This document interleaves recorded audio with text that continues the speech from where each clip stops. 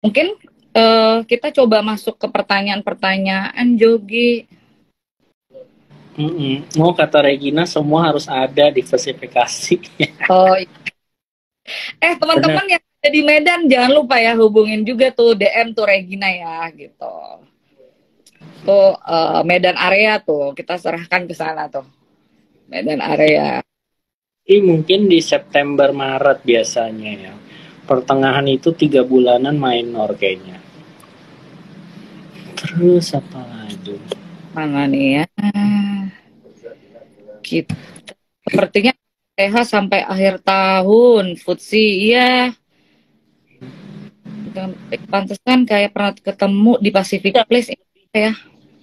Lebih ini lagi ya, Ces ya, karena window dressing kan oke lah, walaupun tahun ini ada atau enggak gitu kan, tapi anyway kan memang opportunity-nya almost 100% gitu ya, di performance di Desember itu selalu positif gitu, jadi mungkin enggak di minggu pertama gitu, dan yang peluang naik apa sih, mungkin ya big cap yang dari awal tahun mungkin udah underperform nih daripada IHSG gitu kan, harga lebih rendah dari awal tahun, nah itu kan punya chance untuk ya di inilah ya dipercantik gitu kan, mungkin di minggu ketiga minggu keempat Iya. HSG tutup nanti kan, jadi tetap ada potensi, dan FTSE ya selama ada window dressing dia juga cenderung bisa mencetak return yang positif juga, karena kan memang dia ngikutin banget kan dengan ini apa Iya. bobotan big cap Ya. semua di dalamnya Ya, that's gitu.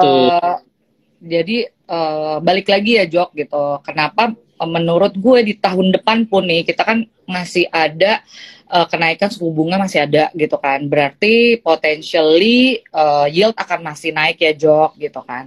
Nah, once itu yieldnya udah mulai stabil atau melandai lah kita bilangnya ya. Itu melandai, mungkin reksadana pendapatan tetap yang underlying-nya government bond mungkin akan lebih menarik juga tuh Jok gitu di tahun. What if memang dari the Fed atau kita 7 days repo rate kita udah nggak ada kenaikan lagi gitu. Itu istilahnya di tahun depan lah ya yang what happen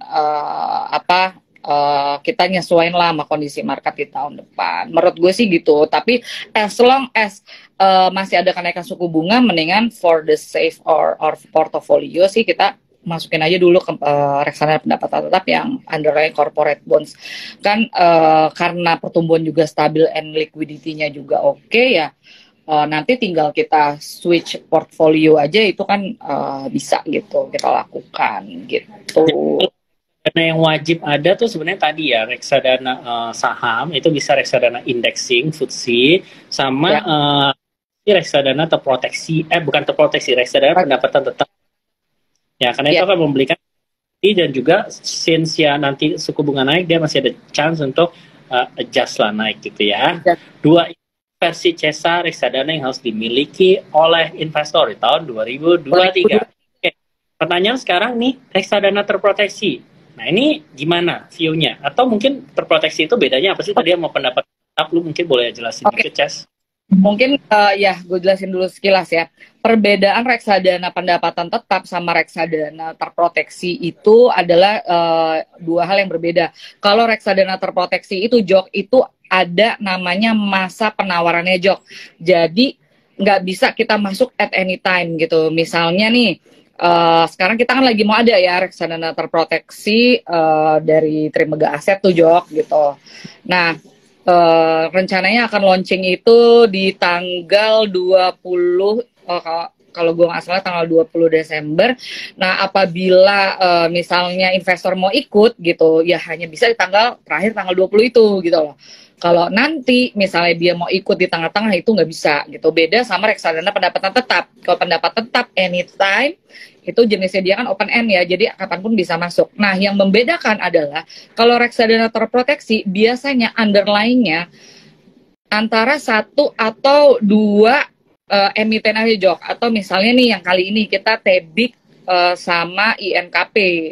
Nah, jadi cuma dua gitu. Kalau reksadana pendapatan tetap biasanya bisa lebih dari 30 obligasi gitu. Jadi plus memang plus minus biasanya karena reksadana terproteksi itu lebih jelas gitu berapa yang kita dapatkan untuk 3 tahun ke depan. Rata-rata 3 tahun ke depan ya Jok gitu. Tapi ada sih yang 4 tahun, cuman kita pernah ada keluarin. Tapi rata-rata itu 3 tahun. Jadi selama 3 tahun nih udah jelas gitu berapa sih yang udah kurang lebih yang kita dapatkan. Misalnya nih contohnya yang akan launching ini 7% net gitu Jok gitu. Nah tapi kalau reksadana pendapatan tetap yang pada umumnya itu memang lebih nggak bisa kasih yang indikasinya itu nggak bisa pastilah gitu.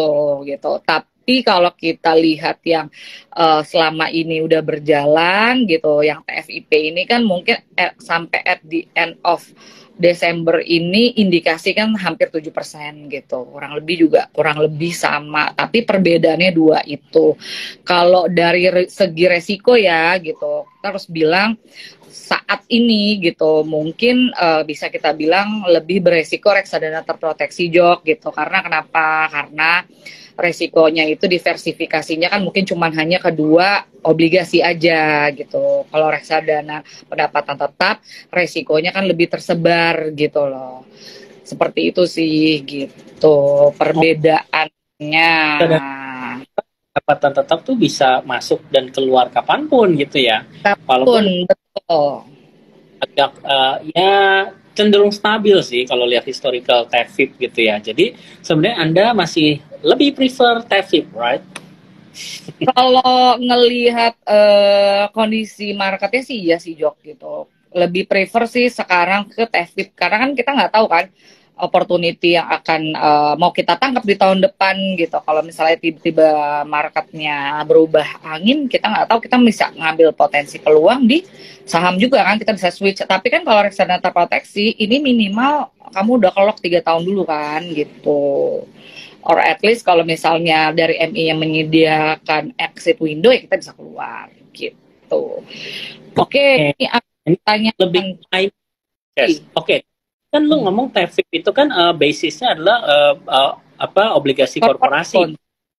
Nah, mungkin ini dia ini nih tentang obligasi korporasi atau berbasis obligasi negara. Ini gimana timing masuknya? Ada yang bisa memberikan pengetahuan gitu atau gimana? Oke. Timing entry kalau kita ngomong reksadana terproteksi yang government bonds dulu kali ya Jok, karena menurut gue dengan kondisi sekarang dia lebih mudah istilahnya kita tebak lah time entry-nya. Time entry-nya kalau menurut gue di tahun depan once the Fed itu sudah tidak menaikkan suku bunga satu gitu kan. Terus kita juga ikutan gitu tidak, karena kita lagging nih, kita suka ketinggalan. Ya kan, the Fed udah naikin, kita belum gitu kan. Nah, once kita juga udah lihat yield kita ini udah melandai, disitulah saatnya kita pelan-pelan masuk gitu ke high quality asset ya Sun lah salah satunya gitu. Karena memang kalau ngomongin data ya Jo, kalau kita lihat kan pernah ada situasi di tahun berapa tuh 2013 apa 2014 gitu yang waktu kayak gini juga lah ya gitu ya, suku bunga tinggi gitu kan, terus ada penurunan suku bunga, disitulah barulah outperform reksadana pendapatan tetap yang memang underlying-nya itu government bonds gitu Jo gitu. Kalau untuk tadi kan pertanyaannya adalah kalau corporate gimana gitu ya. Kalau corporate bonds karena basically corporate bonds itu MI itu beli bonds dan mereka jarang di trading kan gitu ya. Dan secondary bonds obligasi perusahaan itu kan memang jarang di trading kan, kecuali ya ada yang jual gitu ya Jok, ada yang jual, misalnya ada yang mau jualan di reksadana pendapatan tetapnya baru dia kan jual gitu. Jadi memang ya kita nggak usah terlalu pusing ambil momentum sih gitu. As long as kita udah ada uang yang mau kita sisihkan ya udah kita beli aja gitu. Jadi kalau klien-klien lu sekarang lebih banyak yang punya reksadana pendapatan tetap berbasis obligasi korporasi atau yang government bond sekarang posisinya? Sekarang itu tahun ini kita yang underlying-nya corporate bonds, Jok. Oke, masih. Berarti baru ancang-ancang masuk yang berbasis government bonds ya? Yes, kita udah pelan-pelan informasikan bahwa di tahun depan kayaknya The Fed itu rangingnya mungkin di 5 sampai 5,25 Jok ya. Mungkin nih prediksi dari ngobrol dengan teman-teman MI. Jadi kan udah nggak terlalu banyak lagi tuh gitu. Once nanti mungkin di 2024 gitu ada mulai penurunan. Nah, itu udah mulai naik. Nah, tapi kan kita jangan pas penurunan kita masuk dong. Kita kan mulai cicil. Once itu udah melandai gitu, kita masuk gitu. Jadi once itu turun, yieldnya ya harganya akan naik ya, kita ya bisa cari istilahnya profit lah dari situ. Oke, itu tadi tipsnya ya. Sekarang mah kayak udah jelas banget. Gue ada gambaran kalau punya reksadana pendapatan tetap masih di TVIP gitu kan, pelan-pelan perhatiin kapan momen masuk ke government bond ketika suku bunganya udah cenderung flat ya kan. Nah, itu kan pelan-pelan mungkin mau turun, nanti di situ bisa di switch ke basisnya government bond nih ada Trump Strategic Plus ya kalau teman-teman lihat. Betul. Nah, terima gabung Strategic Plus. Betul. Depan lah kita kalau lihat timing ya. Jadi sekarang masih parkir aja dulu di TVIP. Meanwhile untuk reksadana untuk dapat alfanya bisa masuk di yang FTSE tadi ya, walaupun dia tapi ya tahun depan harusnya masih perform well gitu ya. Nah, ini lagi Cas, jadi masuk lagi ke ini saham nih, ada yang nanya saham. Saham. Unilever dan kok katanya.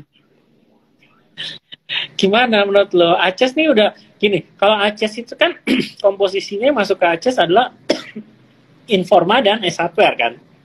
Yes. Unilever. S Hardware dan Toys Kingdom. Informa dan Chatime nggak masuk. Nah, teman-teman perhatiin aja dari bisnisnya dia kedua itu bagus nggak gitu? Anyway, kalau retailers ya sebenarnya gue masih prefer kayak misalnya Asus ini kan agak mahal ya menurut gue secara barang-barangnya tuh mungkin orang nggak tiap hari pakai gitu. Kalau lu nggak beli rumah baru, mungkin lu juga nggak beli ya tadi lah Informa walaupun itu alat-alat kan. Cuman kayaknya malah menarik lebih eranya sih gue lihat secara valuation PBV-nya juga udah almost 1 gitu kan, masih lebih murah lah dibanding retailers lain. Terus udah gitu juga PE-nya murah, masih di bawah 10. Menurut gue kalau teman-teman cari retailers ya, mungkin bisa lebih perhatiin era kayak kalau biasa juga kan handphone akhir tahun perform well gitu. Kalau di Unilever gue dapat bonus gitu. Oke. Era oke kok. Ya, cuman apapun titik ininya sih, titik buy-nya. Teman-teman perhatiin aja chart diterima. Kan dia ada support resistnya. Bisa dipantau tuh. Cuman kalau secara funda ya kita lihat sih harusnya era lebih menarik gitu. Nah, Unilever mungkin tadi sejalan dengan yang Cesa sampaikan lah ya. Tahun depan, tahunnya consumer, salah satunya ya orang beli Unilever. Jadi masih rekomen juga lah ya untuk Unilever-nya. Jok, katanya rekomendasi saham window dressing dong. Saham apa? Window dressing. Window dressing tadi sih sebenarnya kita ya balik lagi ya. Kalau misalnya at current level, kalau Telkom turun hanya gara-gara Goto, sebenarnya menurut gue itu chance sih. Karena kan itu sebenarnya cuma unrealized loss gitu ya. Itu jadi kalau someday Goto rebound, dia juga akan rebound. Tapi secara performance sebenarnya di sektor telco sendiri kan dia quite defensive sebenarnya. Labanya juga masih positif. Jadi menurut gue justru kayak momen-momen sekarang tuh Telkom tuh kayak menarik sih menurut gue. Menarik. Kalau mungkin dikeluarin Gotonya dari itu mungkin ini kali ya Jok ya, lebih bagus kali ya Telkomnya. Masalahnya kalau nggak gara-gara Goto, kapan juga kita tungguin Telkom turun, Cas? Benar nggak? Itu nggak turun. Enggak.